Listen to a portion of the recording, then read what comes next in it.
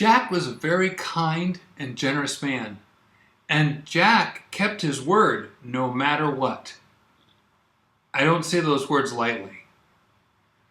Once Jack said over 45 years ago to a man I knew, "Work with me and you'll never go hungry." And he kept his word through the decades that followed, through thick and thin, even to that man's old age. Jack put his money and his actions where his mouth was. Jack was an example of what a godly man should be, as it says in Psalm 15, verse 4. "He that sweareth to his own hurt and changeth not." Jack showed kindness to others, regardless of whether his kindness was repaid or not. Most everyone at Chick could tell you their own personal stories, but let me give you just a couple of examples, both my own and that of a former priest. It is so wonderful to finally be able to do this. Hi, I'm David Daniels from Chick Publications. Even when it was difficult, Jack didn't back out when he gave his word. When Jack and I started working together in August of 2000, my metabolism was very high. I walked fast, talked fast, and I burned calories like I was a fireplace. In the dead of winter, I warmed the people who were next to me. I didn't even need a jacket. Jack knew something was wrong. Here's a picture of me from 2003, shortly after we finished Jack's film, The Light of the World. When I showed this picture to Jack, he said, "You look like death." All I needed was a hood and a scythe, especially when you see the picture in black and white. I should have listened to Jack and gone to the doctor, but I held off going for another year until late 2004. By then, the doctor told me I was hyperthyroid and off the charts. On a scale of 1 to 12, I was a 20.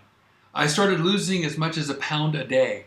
My doctor said I had muscular myopathy. My body was burning even my muscles. I was 42, and my doctor said my body was killing me. I trembled when I walked, so 80-year-old Jack held me up. I got to repay him 10 years later when he was 90, and I got to help hold him up. It was the least I could do. Jack lent countless people money. He hated money except for what it could do to help people. One day in the 1980s, Alberto Rivera brought a man to meet Jack. He said his name was Lee Abeta. He was a former Catholic priest and a homosexual. As a result, he had, as Romans 1 says, dishonored his body and was reaping what he had sown. He had some serious personal medical issues, but as a former priest, vow of poverty and all, he had no money to take care of himself. Jack talked privately with Alberto. What if he's a Catholic plant? There was, of course, the real possibility that he was sent there to cause problems at Chick Publications. Alberto replied, "What if he's for real? You've got to take the chance." Back then, not many were going to help a former priest in trouble.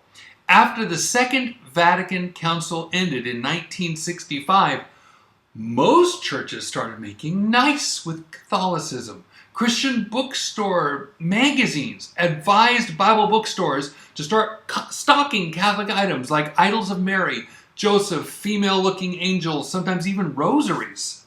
And of course, they had to stock the official Roman Catholic New American Bible, which included the folk tales of the Apocrypha.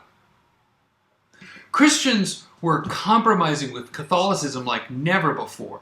So who else would work with this messed up man? Jack decided to help him. He took what money he had and paid for the former priest's medical bills, even though they were the result of his lifestyle. Lee might have even worked at Chick for a while. And of course, Jack prayed for and about this former priest. One day, Jack walked up to Lee and said to him, "The Lord showed me that you will betray me." The man's eyes grew wide like saucers. He had the "how did you know" look. Not long after that, Lee disappeared. Then a phone call came. "Who's going to pay for the repair bill on this car?" It was a radiator shop in Alaska. Lee had borrowed an old car from Jack and taken off to Alaska with a male friend. Then the radiator blew. Those were the Alaskan pipeline days, and everything was way overpriced. The bill came to over $400, so Lee's partner handed a credit card. The repairman called to check with a credit card company for a large bill like that. Guess what? The credit card was stolen, just like the car. So the repairman called the cops, and they arrested the former priest and his friend. And they put the car up on blocks. That old car wasn't worth retrieving. So here at Chick, they said, "We'll sell you the car for the cost of the repair bill." So they sent the guy the pink slip, and he called it even. You know, sometimes there really is such a thing as poetic justice. Can you imagine the day those two got out of jail?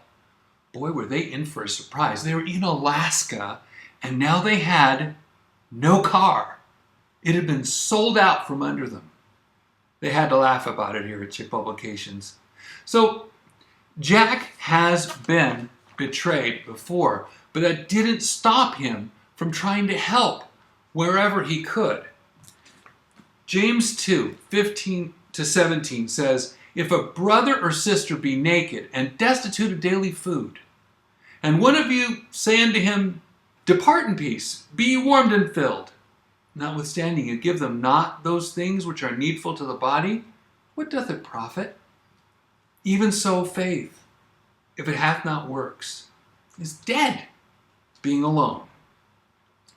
Jack had a living faith and was not afraid to help people, even when the Lord told him the person would betray him. No story about Jack would be even close to accurate unless it included Jack's generosity. God bless you and have a wonderful day.